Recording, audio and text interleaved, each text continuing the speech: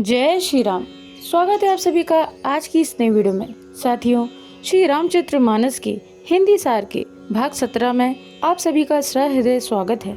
साथियों, आपसे निवेदन है, यदि आपने पिछले 16 भागों का श्रवण ना किया हो तो कृपया कर उन्हें भी श्रवण करें, ताकि आप श्री रामचरितमानस के हिंदी सार का अर्थ और भी अच्छे से समझ सकें। साथियों, यदि आप चैनल पर नए हो तो चैनल को सब्सक्राइब करके बेल आइकन अवश्य प्रेस करें, ताकि आप नित्य प्रति श्री रामचरितमानस के हिंदी सार का श्रवण कर सकें। साथियों, इस वीडियो को अपने सभी से संबंधियों के साथ अवश्य शेयर करें, ताकि वे भी श्री रामचरितमानस के हिंदी सार का श्रवण शीघ्र अतिशीघ्र कर सकें। आइए साथियों, देर न करते हुए हम आज की वीडियो को प्रारंभ करते हैं। बोलिए गणेश जी महाराज की जय, बोलिए राजा राम सरकार की जय, बोलिए सीता मैया की जय, बोलिए हनुमान जी महाराज की जय, बोलिए चारों भैया की जय। साथियों, तुलसीदास जी आगे कहते हैं, ये सब समाचार शिवजी को मिले, तब उन्होंने क्रोध करके वीरभद्र को भेजा। उन्होंने वहां जाकर यज्ञ विध्वंस कर डाला और सब देवताओं को यथोचित फल दंड दिया। दक्ष की जगत प्रसिद्धि वही गति हुई जो शिवद्रोही की हुआ करती है। यह इतिहास सारा संसार जानता है, इसलिए मैंने संक्षेप में वर्णन किया है। सती ने मरते समय भगवान हरि से यह वर मांगा कि मेरा जन्म जन्म में शिव जी के चरणों में अनुराग रहे।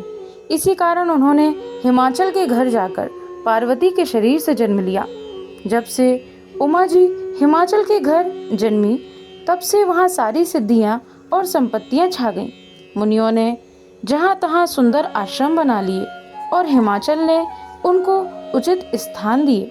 उस सुंदर पर्वत पर बहुत प्रकार के सब नए नए वृक्ष सदा पुष्प फलयुक्त हो गए और वहाँ बहुत तरह की मड़ियों की खानें प्रकट हो गईं। सारी नदियों में पवित्र जल बहता है और पक्षी, पशु, भ्रमर सभी सुखी रहते हैं।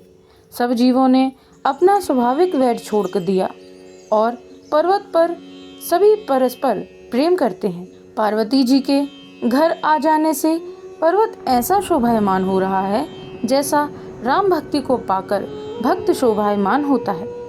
उस पर्वतराज के घर नित्य नए मंगलोत्सव होते हैं, जिसका ब्रह्मादि यश गाते हैं। जब नारद जी ने यह सब समाचार सुने तो वे कौतुक ही से हिमाचल के घर पधारे। पर्वतराज ने उनका बड़ा आदर किया और चरण धोकर उनको उत्तम आसन दिया। फिर अपनी स्त्री सहित मुनि के चरणों में सिर नवाया और उनके चरणोदक को सारे घर पर छिड़काया। हिमाचल ने अपने सौभाग्य का बहुत बखान किया और पुत्री को बुलाकर मुनि के चरणों पर डाल दिया और कहा, हे मुनिवर, आप त्रिकालज्ञ और सर्वज्ञ हैं, आपकी सर्वत्र पहुँच है, अतः आप हृदय में विचार कर कन्या के दोष गुण कहिए। नारद मुनि ने हंसकर रहस्य युक्त कोमल वाणी से कहा, तुम्हारी कन्या सब गुणों की खान है, स्वभाव से ही सुंदर, सुशील और समझदार है। उमा, अंबिका और भवानी इसके नाम हैं। कन्या सब सुलक्षणों से संपन्न है। यह अपने पति को सदा प्यारी होगी, इसका सुहाग सदा अचल रहेगा और इससे इसके माता पिता यश पावेंगे। यह सारे जगत में पूज्य होंगी। इसकी सेवा करने से कुछ भी दुर्लभ न होगा। संसार में स्त्रियां इसका नाम स्मरण करके पतिव्रत रूपी तलवार की धार पर चढ़ जाएंगी। हे पर्वतराज, तुम्हारी कन्या सुलक्षणी है। अब इसमें जो 2-4 अवगुण हैं उन्हें भी सुन लो। गुणहीन, मानहीन, माता पिता विहीन, उदासीन, संशयहीन, लापरवाह, योगी, जटाधारी, निष्काम हृदय, नंगा और अमंगल वेश वाला ऐसा पति इसको मिलेगा।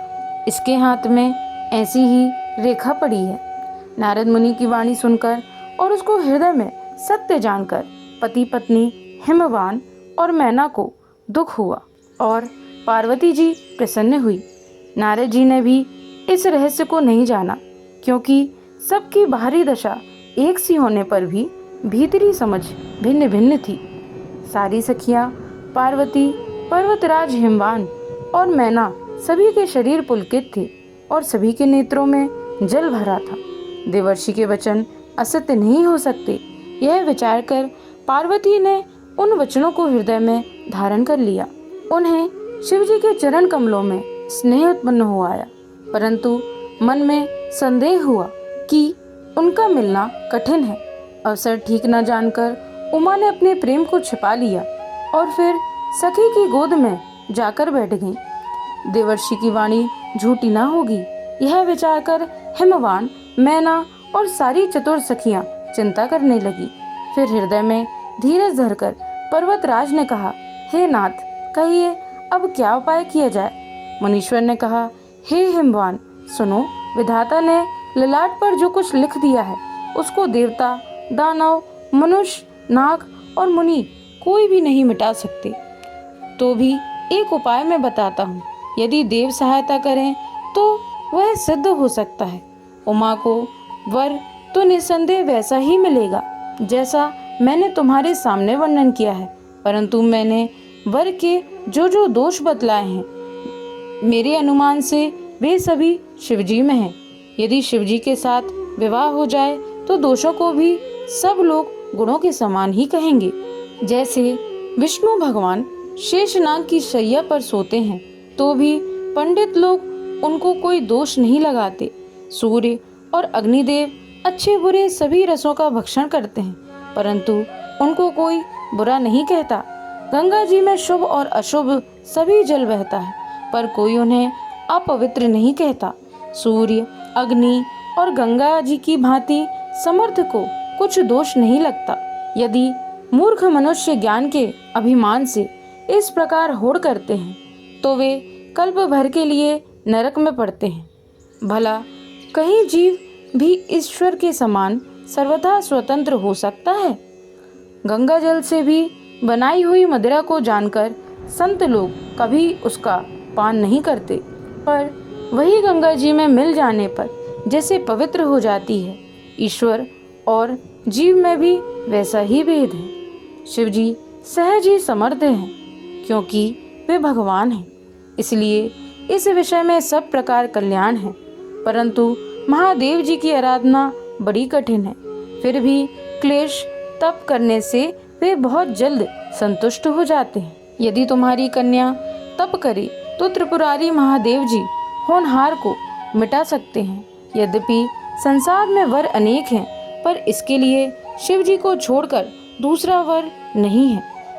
शिव जी वर देने वाले, शरणागतों के दुखों का नाश करने वाले, कृपा के समुद्र और सेवकों के मन को प्रसन्न करने वाले हैं। शिव जी की आराधना किए बिना करोड़ों योग और जप करने पर भी वांछित फल नहीं मिलता। ऐसा कहकर भगवान का स्मरण करके नारद जी ने पार्वती को आशीर्वाद दिया और कहा कि हे पर्वतराज, तुम संदेह का त्याग कर दो, अब यह कल्याण ही होगा। यूं कहकर नारद मुनि ब्रह्मलोक को चले गए। अब आगे जो चरित्र हुआ उसे सुनो। पति को एकांत में पाकर मैना ने कहा, हे नाथ, मैंने मुनि के वचनों का अर्थ नहीं समझा। जो हमारी कन्या के अनुकूल घर, वर और कुल उत्तम हो तो विवाह कीजिए, नहीं तो लड़की चाहे कुमारी ही रहे, मैं अयोग्य वर के साथ उसका विवाह नहीं करना चाहती, क्योंकि हे स्वामी, पार्वती मुझको प्राणों के समान प्रिय है। यदि पार्वती के योग्य वर ना मिला तो सब लोग कहेंगे कि पर्वत स्वभाव से ही जड़ मूर्ख होते हैं। हे स्वामी, इस बात को विचार कर ही विवाह कीजिएगा, जिसमें फिर पीछे हृदय में संताप न हो। इस प्रकार कहकर मैना पति के चरणों पर मस्तक रखकर गिर पड़ी। तब हिमवान ने प्रेम से कहा, चाहे चंद्रमा में अग्नि प्रकट हो जाए, पर नारद जी के वचन झूठे नहीं हो सकते। हे प्रिय, सब सोच छोड़कर श्री भगवान का स्मरण करो। जिन्होंने पार्वती को रचा है वे ही कल्याण करेंगे। बोलिए श्री राजा राम सरकार की जय, बोलिए सीता मैया की जय, बोलिए हनुमान जी महाराज की जय, बोलिए चारों भैया की जय, बोलिए शंकर जी पार्वती मैया की जय, बोलिए गणेश जी महाराज की जय। साथियों, तो यह था श्री रामचरितमानस के हिंदी सार का 17वां भाग। आशा करते हैं आपको यह वीडियो अवश्य पसंद आई होगी। साथियों, यदि आप चैनल पर नए हो और आपने अभी तक हमारे चैनल को सब्सक्राइब ना किया हो तो चैनल को सब्सक्राइब करके बेल आइकन अवश्य प्रेस करें, ताकि आप नित्य प्रति श्री रामचरितमानस के हिंदी सार का श्रवण करते रहें। आपसे निवेदन है, इस वीडियो को अपने सभी सहसंबंधियों के साथ अवश्य शेयर करें, ताकि वे भी नित्य प्रति श्री रामायण के हिंदी सार का श्रवण कर सकें। आज के लिए साथियों इतना ही। आपका दिन मंगलमय हो। जय श्रीमन नारायण, जय श्री हरि। राधे राधे।